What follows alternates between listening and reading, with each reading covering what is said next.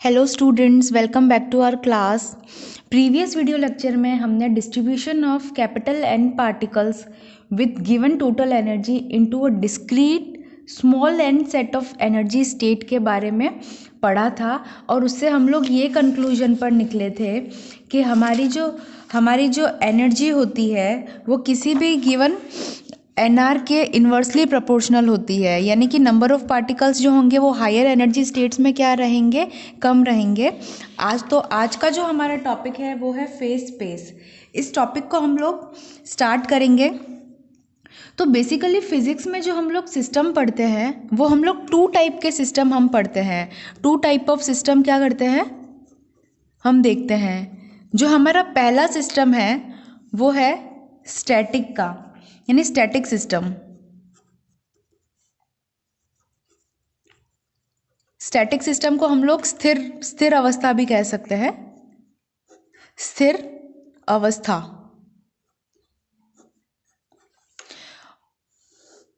और जो दूसरा सिस्टम है वो हम पढ़ते हैं डायनामिक सिस्टम। डायनामिक सिस्टम के अंदर क्या होता है, अवस्था जो होती है वो स्थिर नहीं रहती है, ठीक है।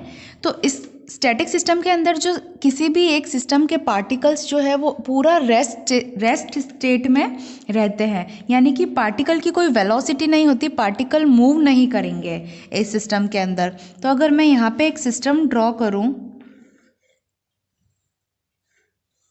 उसमें मेरे पास में n नंबर ऑफ पार्टिकल्स हैं। इस सिस्टम में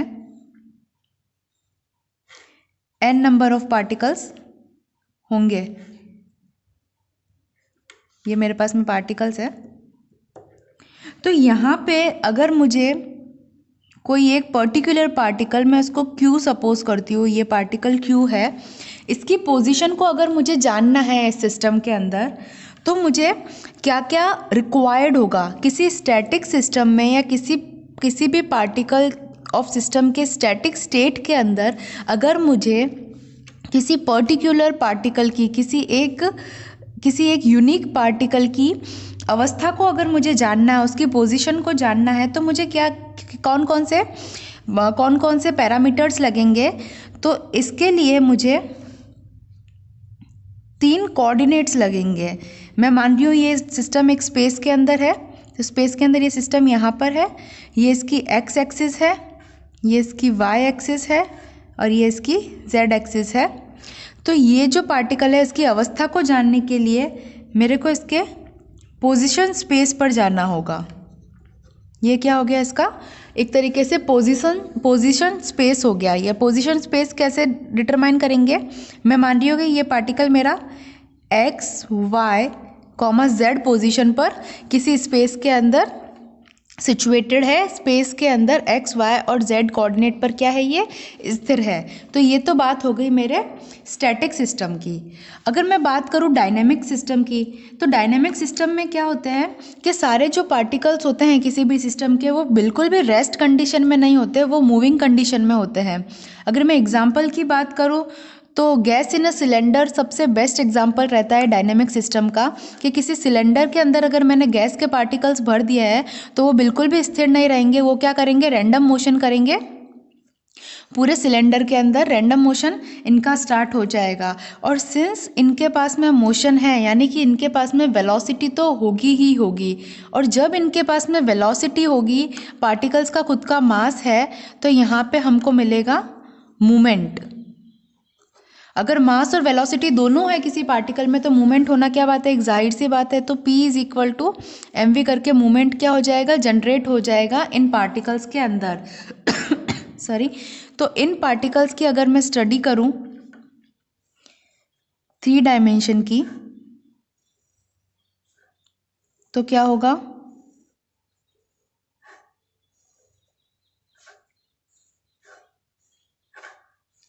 ये कोई 3 डायमेंशन बॉक्स के अंदर मेरे पास में n नंबर ऑफ पार्टिकल्स हैं जो क्या कर रहे हैं, अलग अलग डायरेक्शन में क्या कर रहे हैं, मोशन कर रहे हैं। सिंस ये क्या है, डायनेमिक स्टेट की हम लोग बात कर रहे हैं, तो ये सब अलग अलग डायरेक्शन में रैंडम मोशन कर रहे हैं, ठीक है। तो इन किसी एक पर्टिकुलर पार्टिकल, सपोज पार्टिकल मैं ले लेती हूँ पार्टिकल ए, इस पार्टिकल ए की कुछ वेलोसिटी होगी। अब ये तीनों डायरेक्शन में रैंडम मोशन कर सकता है, तो ये जो वेलोसिटी सिंस वेक्टर क्वांटिटी है तो मैं वेलोसिटी को क्या लिखूँगी, V X I cap plus V Y J cap plus V Z K cap. तो मेरे पास में ये पार्टिकल की क्या आ जाएगी, किसी ए पार्टिकल की वेलोसिटी आ गई। तो अब मुझे वेलोसिटी पता है, पार्टिकल का मास होगा, तो इसको मैं स्पेस में कैसे रिप्रेजेंट करूँगी, स्पेस कोऑर्डिनेट के अंदर इसको हम लोग रिप्रेजेंट करेंगे इस ए पार्टिकल को उसके मूवमेंट से। इसके जो मूवमेंट कोऑर्डिनेट्स मेरे पास में आएंगे डायनेमिक स्टेट के अंदर, तो इसके जो मूवमेंट कोऑर्डिनेट होंगे वो होंगे P X comma P Y comma P Z. ठीक है, अगर मेरे को एक्स एक्सिस के अंदर मुझे इसका मोमेंटम चाहिए तो I can write as M उसका मास है इंटू वी एक्स। इसी तरीके से मैं पी वाई के लिए निकाल सकती हूँ M into V Y, P Z मेरे पास में हो जाएगा एम इंटू वी जेड। ये अलग अलग डायरेक्शन के अंदर उनके वेलोसिटी कोऑर्डिनेट्स आ गए। तो यहाँ से क्या निकल गया, ये मेरे पास में इस टाइप का जो डायनेमिक स्टेट है उसको मैं क्या कह सकती हूँ, ये मेरा मोमेंटम स्टेट, मोमेंटम स्पेस है। यानी कि स्टैटिक सिस्टम से मुझे पोजीशन स्पेस मिला, डायनेमिक सिस्टम से मुझे मोमेंटम स्पेस मिला। अब अगर इन दोनों को मैं कंबाइन कर दूं तो मेरे पास में टोटल कितने डायमेंशंस हो जाएंगे किसी भी एक सिस्टम के लिए, तो मेरे पास में टोटल 6 डायमेंशन हो जाएंगे। यानी कि जो टोटल मेरे पास में 6 डायमेंशन स्टेट आएंगे उन्हीं को मैं क्या कहता हूँ, फेस स्पेस, उन्हीं को मैं क्या कहूँगी, फेस स्पेस। ठीक है, तो यही मुझे फाइंड आउट करना था कि फेस स्पेस होता क्या है। यानी कि position space plus momentum space जब मैं करूँगी, 3 डायमेंशंस इसकी एक्स वाई जेड और 3 डायमेंशन इसकी P X P Y and P Z को कंबाइंड फॉर्म के अंदर हम लोग क्या कहने वाले हैं, फेस स्पेस। यानी कि तो फेस स्पेस में किसी पार्टिकल की कंप्लीट स्टेट को हम लोग क्या कर सकते हैं, डिस्क्राइब कर सकते हैं। और उसकी कंप्लीट स्टेट को डिस्क्राइब करने के लिए मुझे 6 डायमेंशन चाहिए, और वो 6 डायमेंशन कौन कौन सी है वो मैंने आपको ऑलरेडी बता दिया है। तो ये जो टॉपिक है कई बार ये 2016 के अंदर भी आपके एग्ज़ाम्स के अंदर आया हुआ है, तो इसको जो बड़े क्वेश्चन के फॉर्म में ही आता है, तो इसको थोरोली हम लोग कैसे लिखने वाले हैं, इसीलिए मैंने इन सब की डेफिनेशंस को लिखा है, वो हम लोग रीड करते हैं। तो सबसे पहले हम लोग बात करते हैं पोजीशन स्पेस की। पोजीशन स्पेस क्या होता है कि let us consider a static system. एक स्टैटिक सिस्टम मैंने कंसीडर किया है जिसके अंदर मेरे पास में n पार्टिकल्स है जो कि किसी गिवन वॉल्यूम v के अंदर डिस्ट्रीब्यूटेड है। जैसे कि प्रीवियसली मैंने आपको बताया, जो बॉक्स बताया था 3D बॉक्स, उसका कुछ वॉल्यूम रहा होगा, उसको टोटल वॉल्यूम मैंने v वॉल्यूम कंसीडर किया है।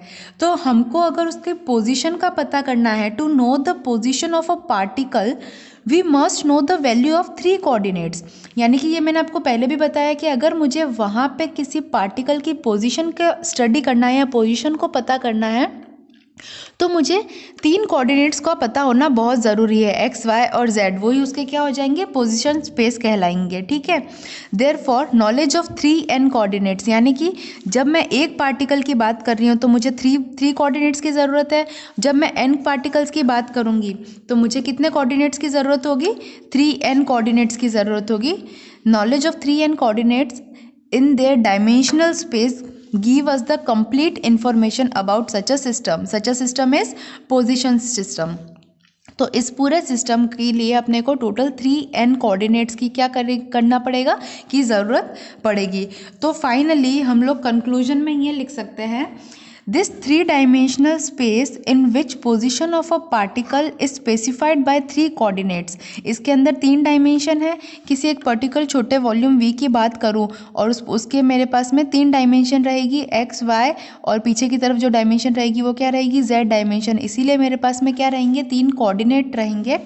तो उनको हम लोग 3 कोऑर्डिनेट से स्पेसिफाई करेंगे और उसी को हम लोग क्या बोलते हैं, position space. The volume of a small volume element, यानी कि कोई स्मॉल वॉल्यूम एलिमेंट हम लोग कंसीडर करते हैं किसी बड़े एलिमेंट में से, जैसे कि यहाँ पे हमने एक पार्टिकल कंसीडर किया था, तो एक तरीके से क्या किया था, एक स्मॉल वॉल्यूम एलिमेंट ही इस पार्टिकल का अगर मुझे वॉल्यूम निकालना हो तो ये इस तरीके से कुछ पार्टिकल रहा होगा, ये पार्टिकल, तो इसकी ये dx हो जाएगा, ये dy हो जाएगा और ये जो साइड है वो dz हो जाएगा। इस टोटल वॉल्यूम में से मैंने क्या किया, स्मॉल एलिमेंट वॉल्यूम की बात कर ली। ओके, तो टोटल, तो उसके लिए पोजीशन स्पेस की जो वैल्यू होगी वो होगी dv is equal to dx multiplied by dy multiplied by dz। इसको इक्वेशन 1 हम लोग कह सकते हैं। यहाँ तक आई होप आपको समझ में आया होगा। पोजीशन स्पेस क्या होता है, बेसिकली पोजीशन स्पेस जो होता है वो स्टैटिक सिस्टम के रिगार्डिंग होता है। स्टैटिक सिस्टम के अंदर जो हम लोग किसी भी पार्टिकल की या किसी भी सिस्टम की पोजीशन निकालते हैं वो उसके 3 कोऑर्डिनेट से निकालते हैं, that is x, y and z। एक पार्टिकल के लिए 3 कोऑर्डिनेट, तो n पार्टिकल्स के लिए 3n कोऑर्डिनेट्स, और वो जो इसका जो स्मॉल वॉल्यूम होगा किसी भी एलिमेंट का वो हो जाएगा dx, dy और dz। ओके, अब जो हम नेक्स्ट बात करेंगे वो बात करेंगे मोमेंटम स्पेस की। मोमेंटम स्पेस क्या होता है, तो सेम यही हम लोग कंसीडर करने वाले हैं मोमेंटम स्पेस के अंदर भी, कि हमारे पास में let us consider a dynamic system. वहाँ पे स्टैटिक सिस्टम था और यहाँ पर क्या है, डायनेमिक सिस्टम है। ये इंपॉर्टेंट है क्योंकि सिस्टम जब तक डायनेमिक नहीं होगा तब तक मेरे पास में वेलोसिटी नहीं आएगी, और जब तक वेलोसिटी की वैल्यू 0 रहेगी, वेलोसिटी का मान 0 रहेगा, तब तक क्या होगा, मोमेंटम क्रिएट ही नहीं हो सकता। तो मोमेंटम स्पेस की तो बात ही करनी गलत हो जाएगी। ठीक है, तो हमको एक डायनेमिक सिस्टम कंसीडर करके चलना है। ये आपको सेम इसी तरीके से एग्जाम्स में लिखना होगा, इसीलिए मैंने इसको पहले से लिख के रखा है, तो आप इसका स्क्रीनशॉट भी ले सकते हैं बीच में। So let us consider a dynamic system having n particles distributed in a given volume. किसी एक गिवन वॉल्यूम के अंदर n पार्टिकल्स डिस्ट्रीब्यूटेड है, सेम वही बात है जो पोजीशन स्पेस में लिखी थी मैंने। In this case, particle will be in random motion, possesses different velocity and hence possesses momenta। यानी कि मोमेंटा मतलब कि मोमेंटम का प्लूरल होता है, उसको हम लोग मोमेंटा कहते हैं। हर पार्टिकल्स की डिफरेंट वेलोसिटीज़ होगी और डिफरेंट मोमेंटाज होंगे। So finally we can conclude that a 3D space in which dynamic state of a particles of the system is described in terms of the 3 momentum coordinates. यानी कि किसी 3D space के अंदर अगर अब मेरे को डायनेमिक स्टेट की बात कर रहा हूँ या डायनेमिक स्टेट की बात अगर करें तो इसकी जो पोजीशन को होंगे, पोजीशन हम लोग 3 मोमेंटम कोऑर्डिनेट्स में क्या कर सकते हैं, डिस्क्राइब कर सकते हैं। वो 3 मोमेंट्स कोऑर्डिनेट्स कौन कौन से होंगे, px, py एंड pz। इनको हम लोग मोमेंटम स्पेस कहते हैं। यही इसकी डेफिनेशन थी, हम लोग इसी की डेफिनेशन की बात कर रहे थे कि मोमेंटम स्पेस हम लोग किसे कहते हैं, यानी कि किसी 3D स्पेस के अंदर डायनेमिक सिस्टम, किसी डायनेमिक सिस्टम में 3D स्पेस में किसी एक पार्टिकल के मोमेंटम को हम लोग 3 मोमेंटम कोऑर्डिनेट से डिस्क्राइब कर सकते हैं। और वो 3 मोमेंटम कोऑर्डिनेट्स कौन कौन से हैं, px, py, pz, और इसी को हम लोग उस पर्टिकुलर पार्टिकल का मोमेंटम स्पेस कहते हैं। ठीक है, और इसके अंदर अगर वॉल्यूम निकालना चाहूँ, the volume of the small volume element. Small volume element क्या होता है ये मैंने आपको बताया है। किसी एक टोटल वॉल्यूम के अंदर से अगर हम लोग किसी छोटे एलिमेंट की बात करें, dv की बात करें, बेसिकली हम लोग लेते हैं ना पूरे सिस्टम का वॉल्यूम अगर v है और एक छोटी स्ट्रिप का वॉल्यूम क्या लेते हैं, dv। तो इस dv की अगर बात करें और हमको मोमेंटम स्पेस दिया हो तो हम लोग कैसे निकालेंगे, जो मोमेंटम स्पेस को होता है हम लोग गामा से रिप्रेजेंट करते हैं। यहाँ पे भी मैं लिख सकती हूँ इसे गामा से रिप्रेजेंट करते हैं। So I can say d gamma is equal to dpx dpy कम इंटू dpz। इन तीनों के मल्टीप्लिकेशन को मैं क्या बोलूँगी, volume of momentum space. I hope आपको यहाँ तक समझ में आया होगा। अब मैंने पोजीशन स्पेस की बात कर ली है, मैंने मोमेंटम स्पेस की बात कर ली है, तो अब मैं बात करूँगी फेस स्पेस क्या होता है। वही हमारा मेन टॉपिक था और क्वेश्चन भी आपको डायरेक्टली यहीं से पूछेंगे कि फेस स्पेस क्या होता है, उसे डिस्क्राइब करो। तो फेस स्पेस क्या होता है, बेसिकली पोजीशन स्पेस और मोमेंटम स्पेस को जब हम लोग ऐड कर देते हैं तो वही मेरे पास में क्या है, फेस स्पेस है। ये इसका फॉर्मूला है, एक तरीके से फॉर्मूला तो नहीं है बट इसको हम लोग समझने के लिए ऐसे लिख सकते हैं। कॉम्बिनेशन है ये पोजीशन स्पेस और मोमेंटम स्पेस का, एक तरीके से। तो the combination of the position space and momentum space is called phase space, और अपन कह सकते हैं कि it is a 6 dimensional space in which, जिसमें state of a particle is specified by a set of 6 coordinate, यानी कि किसी भी पार्टिकल स्पेस के अंदर मुझे अगर किसी पार्टिकल को स्पेसिफाई करना है तो मैं उसके लिए 6 कोऑर्डिनेट्स दूंगी। जनरली हम लोग क्या देते हैं, 3 कोऑर्डिनेट्स देते हैं एक्स वाई और जेड डायरेक्शन में, लेकिन अगर मैं 6 कोऑर्डिनेट के साथ किसी पार्टिकल को स्पेस में स्पेसिफाइड कर रही हूँ तो वो मेरा फेज स्पेस कहलाएगा। और वो कोऑर्डिनेट्स कौन कौन से हैं, X Y Z, P X P Y and P Z is called the phase space. अब इसके भी हम लोग टोटल वॉल्यूम की अगर बात करें तो सेम वही बात है, अगर मेरे पास में n पार्टिकल्स है, स्मॉल n पार्टिकल्स है, तो मेरे पास में 6n कोऑर्डिनेट्स होंगे, रिक्वायर्ड होंगे उनके बिहेवियर को डिस्क्राइब करने के लिए फेज स्पेस में, क्योंकि एक पार्टिकल के लिए मुझे 6 अगर कोऑर्डिनेट्स चाहिए तो n पार्टिकल्स अगर मैं दे दूं तो मुझे 6n कोऑर्डिनेट्स चाहिए रहेंगे वहाँ पे। तो टोटल मुझे पूरे सिस्टम के बिहेवियर को समझने के लिए या पूरे सिस्टम के बिहेवियर को डिस्क्राइब करने के लिए मुझे 6n कोऑर्डिनेट्स की ज़रूरत होगी। और अब इसके वॉल्यूम की बात करें, फेज स्पेस के वॉल्यूम को हम लोग टाउ से रिप्रेजेंट करते हैं, इसका जो वॉल्यूम है वो टाउ से रिप्रेजेंट करते हैं। The volume of the small volume element, small volume element क्या होता है ये मैंने आपको बताया ही है। In the phase space is the product of, इस लाइन का ध्यान रखना, प्रोडक्ट ऑफ ये क्या है, मल्टीप्लाई करते हैं हम लोग product of volume of small volume element in position and momenta space, यानी कि मोमेंटम स्पेस के अंदर जो स्मॉल एलिमेंट का वॉल्यूम निकला उसको जब मैं पोजीशन स्पेस के अंदर जो मेरे पास में स्मॉल एलिमेंट का वॉल्यूम निकला उन दोनों को अगर मल्टीप्लाई कर दूं तो जो मेरे पास में वॉल्यूम निकल करके आता है डी टाउ, उसी को मैं क्या कहती हूँ, वॉल्यूम ऑफ फेज स्पेस। यहाँ पे इन दोनों की वैल्यू भी रख सकती हूँ मैं, तो इन दोनों की वैल्यू अगर रखूँ तो डी वी की वैल्यू मेरे पास में होती है D X dot D Y dot D Z, इसको टोटल मल्टीप्लाई करेंगे D P X dot D P Y dot D P Z.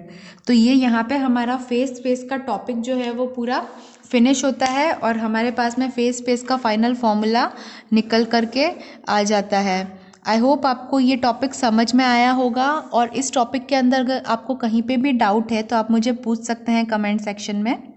Thank you so much for this class, see you in the next class.